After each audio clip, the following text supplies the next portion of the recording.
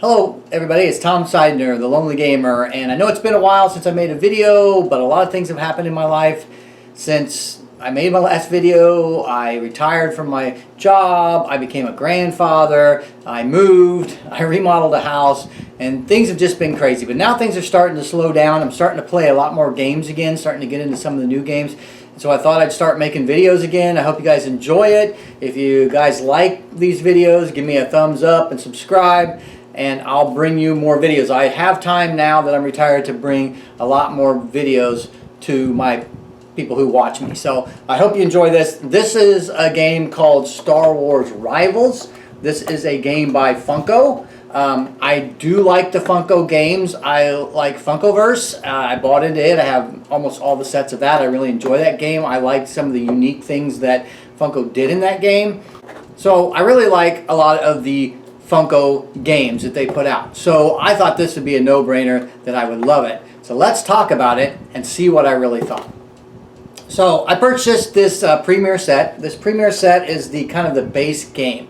Now, the Premier set comes with 4 characters and 2 tokens. Now, there's other videos that will unbox and show you everything that comes in here. I'm just going to do a general overview of what's in the box and how you play the game. So, the box comes with Darth Vader, Luke Skywalker, Cody, and Asajj Ventress. Alright? And it comes with tokens because you're supposed to play 3 players per side, or play 3 characters per side, I should say. Now, this was the first thing that kind of threw me off. I was like, why not just make it a 3-character box? It'd been a little bit better. You don't have to go out and buy these upgrade packs immediately, but I'm sure that Funko wants you to go out and buy these upgrades immediately and buy a bunch of them. So I did. I bought some upgrade packs. In fact, I bought several.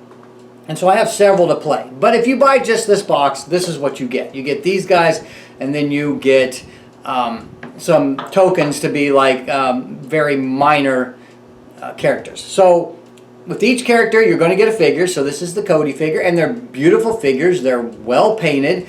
They look incredible. I wish all the games figures look like this. You get a card that denotes the figure, tells what their influence is, and shows some pretty good artwork on the figure. I really like the artwork in this game. And then you get 3 cards for each figure, and these cards do a lot of things. They can move figures from locations. They can put -1 influence on other figures. They can remove -1 influence from your figures. They just do a bunch of different things in the game. And so this is something that you're going to get with each figure is 3 cards. And so when you play the game, theoretically, when you play the game, you're supposed to pick 3 of your favorite characters, take 3 of their cards, add them to the cards of the other 2 characters that you choose, and then you'll have 9 cards to play the game. You're going to play the game, you're going to battle over these locations, so you're trying to put influence into these locations. The person that has the most influence in the location is going to win the location. Each location has a score value on it, and some locations have a special ability here. Like some locations you might have to put a -1 on a character when you put them there, or some locations might double the value of the lowest character that's there, and so on and so forth. So it kind of changes the way each location plays. So what you're trying to do is you're trying to put influence on these locations to take these to take these locations, score them in your score pile at the end of the game, and win the game by having the most points at the end of the game. The base game comes with 12 locations, which is great because that's what you need to play the game. Now, if you just have the base game, you're just going to be able to use the 12 that you have. There are actually 34 total cards that you can collect, and if you have all 34, then you just randomly select 12 to put in the game. So like I said, you're going to theoretically pick your favorite characters and put them in the game. The problem is that doesn't work. Now, if you buy the base game and you play the base game with the characters that come with it, so let's say I'm playing Darth Vader and Asajj against Luke and Cody, and then I have the tokens, which are 2 influence each, on either side, you're going to notice something interesting. If you add up the points values of Luke and Cody, you're going to notice that that's 9. Add the token, that's 11. Okay, so you have 11 points that you're playing in influence. And then if you look at Darth Vader and Assange, if you add up their influence, you also have 9. And then you have the 2 from the token, so that's 11. Okay, so you have 11 on either side, and you can play the game, and the game plays really well. It seems very, very, very, very balanced if you play it that way. And I've played it that way, and it's very balanced that way. The problem is that the first time I played this game, that's not what we did. We did what the instructions recommended, which my wife picked 3 characters that she really liked, and I picked 3 characters that I really like. And let me tell you something, my wife destroyed me 5 games in a row. 5 games in a row I lost. I hated this game. I couldn't believe that it was so terrible that I couldn't win a game. And I realized after playing it 5 games that the game is wildly unbalanced if you just allow people to pick their favorite characters. Now I picked some characters that I liked. I picked Darth Vader, which was a 6. I picked Grievous, which was a 4. And I picked the Stormtrooper, which was a 2. Alright? So my wife, she picked General Obi-Wan, who's a 6. Yoda, who's a 6. And Asantanto, who's a 5. Alright, so she has 17 influence, and I have 12 influence. And that makes a huge difference in the game. If you just let people just wildly pick whatever they want, it's going to be very unbalanced. You're not going to win a game when somebody has 17 influence and the other person has 12. It's just not, it's not going to happen because the influence is very important. It's very important to have that influence to win these locations. And if you don't have the same amount of influence as the other person, then you find yourself doubling up characters at a location to try to win that location, and then the other person's just taking the other 2. Now, that's, you know, based on if the other 2 score or not, because there is a dice. You do roll a dice to see if you score all the locations per turn, but a lot of times we rolled this dice and it did score all the locations, or it scored locations that I wasn't at or that my wife wasn't at, but anyway, it still was very, very unbalanced. And so the game just does not play well the way it was intended. I like all the other rules. We actually played this game several times, probably about 40 times. We played it with different rules. We've seen different rules on the internet, like put your guys out after you roll the dice, let somebody play their card, and then let the other person respond to it after they see what their card is. And we played it all these different ways, and none of those ways really fixed the problem until we implemented what we call the 12-point rule. So in order to make the game fun and actually playable, and the game is a blast if you play with the 12-point rule, we said you cannot have more than 12 points in your crew. So you can take, you know, up to 12 points, and we right now we're playing it where you have to take 3 characters. So you have to take 3 characters, and you have to be 12 points or under.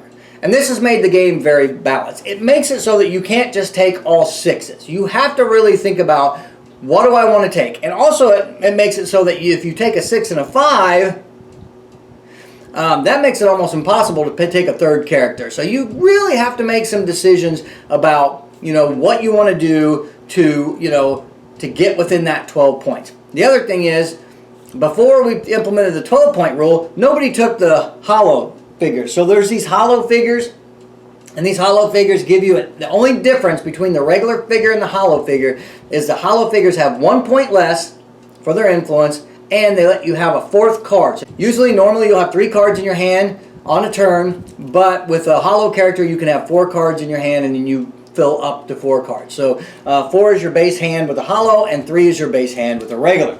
So this really made it so that people wanted to bring the hollows, because now you can bring Yoda, who normally was a 6, he's now down to a 5, so it makes it so that he fits in that 3-character 12-point thing. And so this really made a huge difference on the game, and we were able to play the game, and we really enjoyed it. So I highly recommend that if you get this game and you play it I highly recommend that you either implement the 12-point rule or you implement a rule that says that everybody has to have the same amount of influence within a couple points. And then your games are going to be balanced, and you're going to fight it out, and you're going to have a very close game. In fact, the game we played the other night ended by 1 point. 1 point to win the game. And that's what you want a game to do. You don't want to be... My wife was beating me 35-7, 35-16, whatever. Crazy numbers those first 5 games. And I just thought, there's no way to win this game. But then, after playing many games, trying different combinations and different rules and everything, we found that this is the best solution for this game.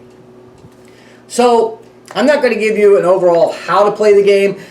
There are many other videos out there that do a great job of telling you how to play, so go watch some of those videos if you want to know how to play. But I'm just going to give you my thoughts on the game, and then hopefully you'll go out, get this game, and enjoy it. So let's talk about the pros. I'm going to give the pros of the game first, because I think that's important, and there's a lot of pros to this game. Pro number 1, the figures are some of the best figures that I've seen. I wish all games came like this or had an option to come like this, because these are really nice. They're beautiful, they're painted, they look good. I like the style. They're small and compact, so you're not carrying around big figures like the Funkoverse. One of the things about Funkoverse, the figures were so big, they were really hard to maneuver. The other pro that I find with this game is the artwork is great.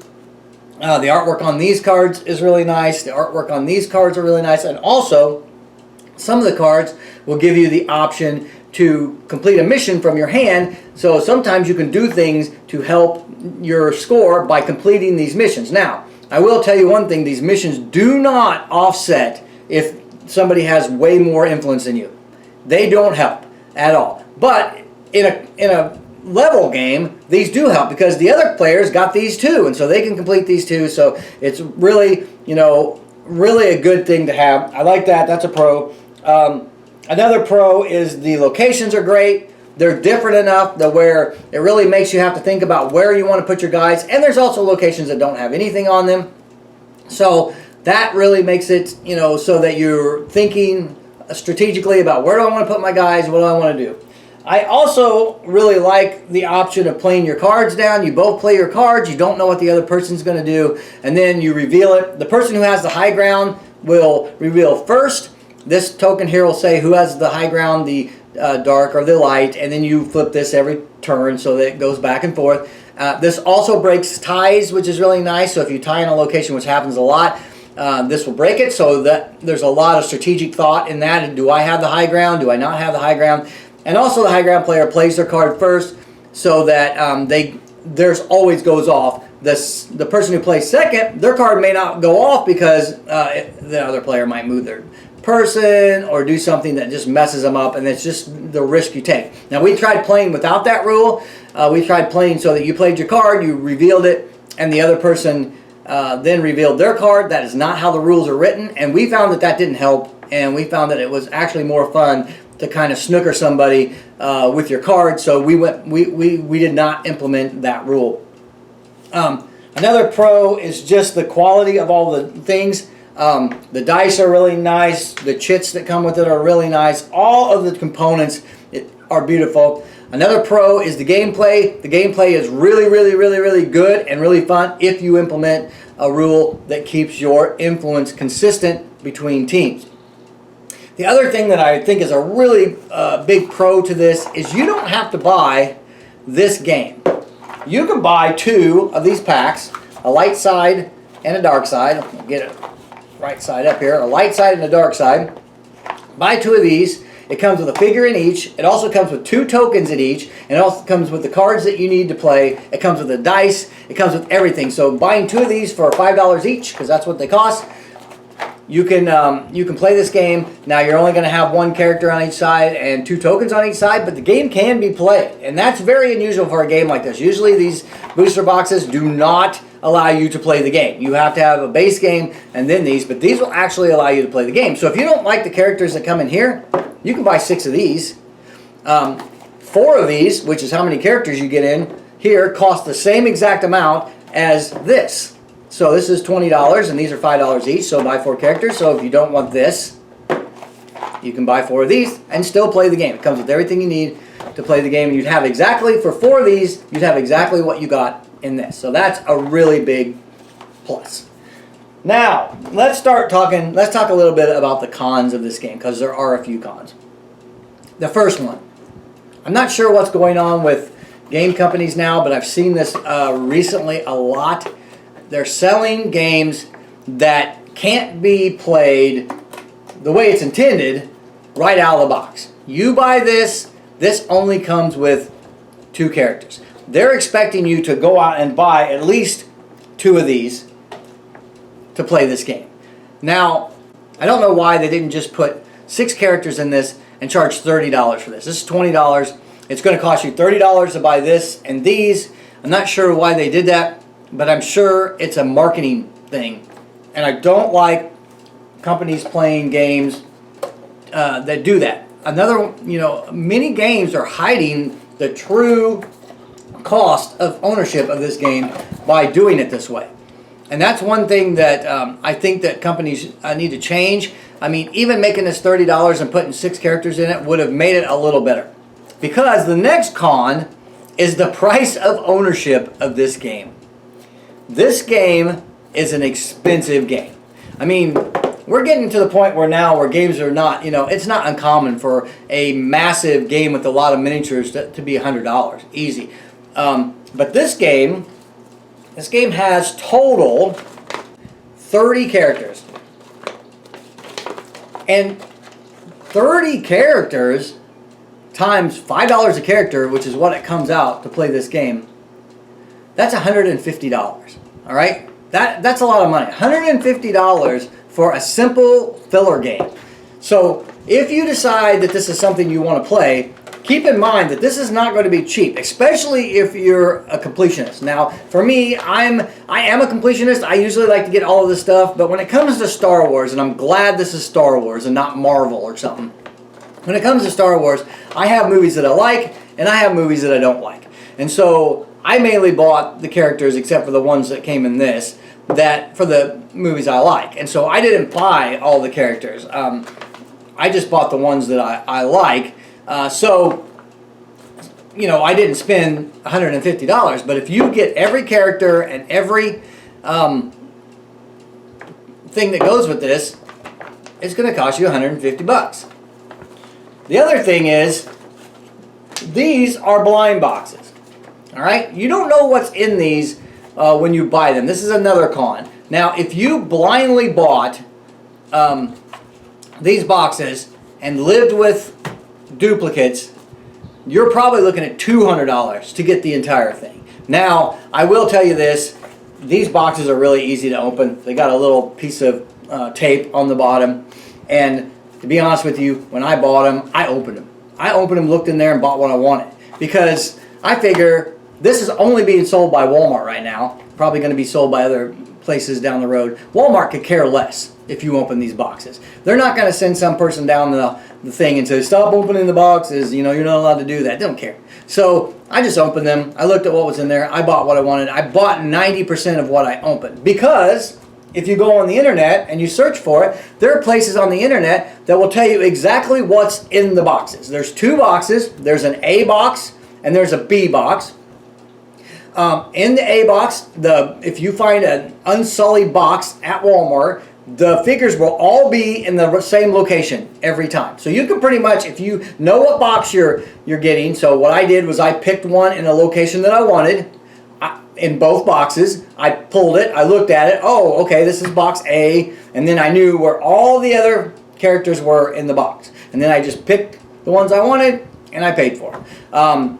I had to go to several Walmarts to get the 2 boxes, because the first 3 Walmarts I went to had box A, and then finally the 4th Walmart I went to had box B, and I was able to complete the ones that I wanted out of both boxes. I'll put a link in the description to the location where you can find the list of what's in each box, where they're at in the box. In fact, there's a really good spreadsheet that's available on Board Game Geek. I'll put a link down to there, and it'll tell you all kinds of stuff. It'll tell you all the different characters, all of their what their influence is, what comes with them, what location cards come with them, everything. So I'll put that down in the description so you guys can find that.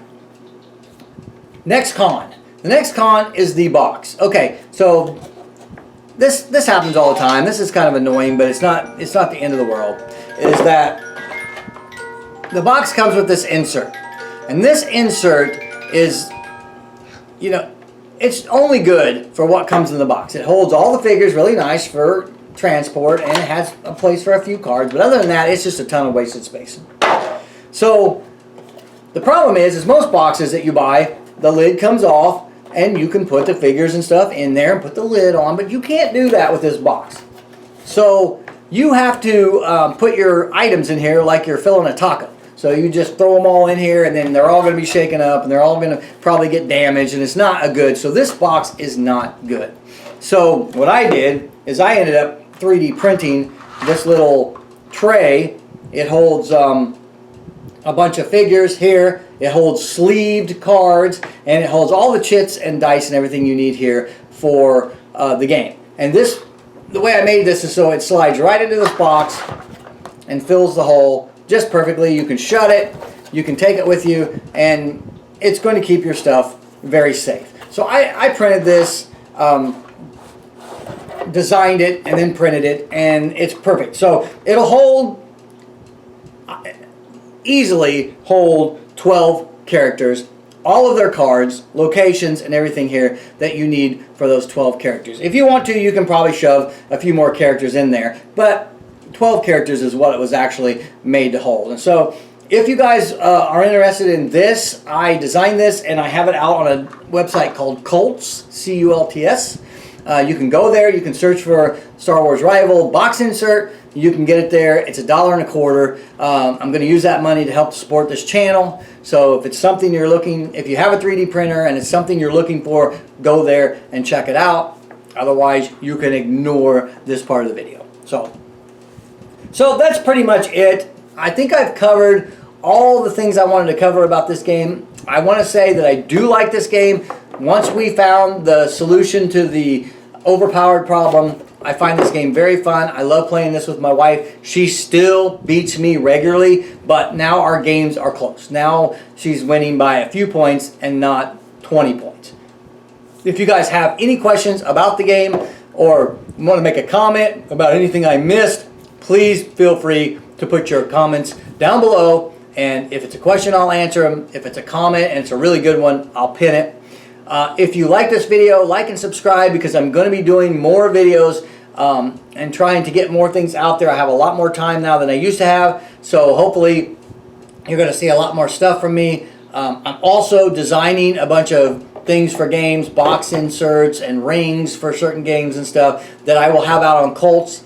So if you're looking for things for your games, you can go check that out. And like I said, I'm going to use that to support this channel. So if you guys have any questions, feel free to contact me. Otherwise, I'll see you in another video.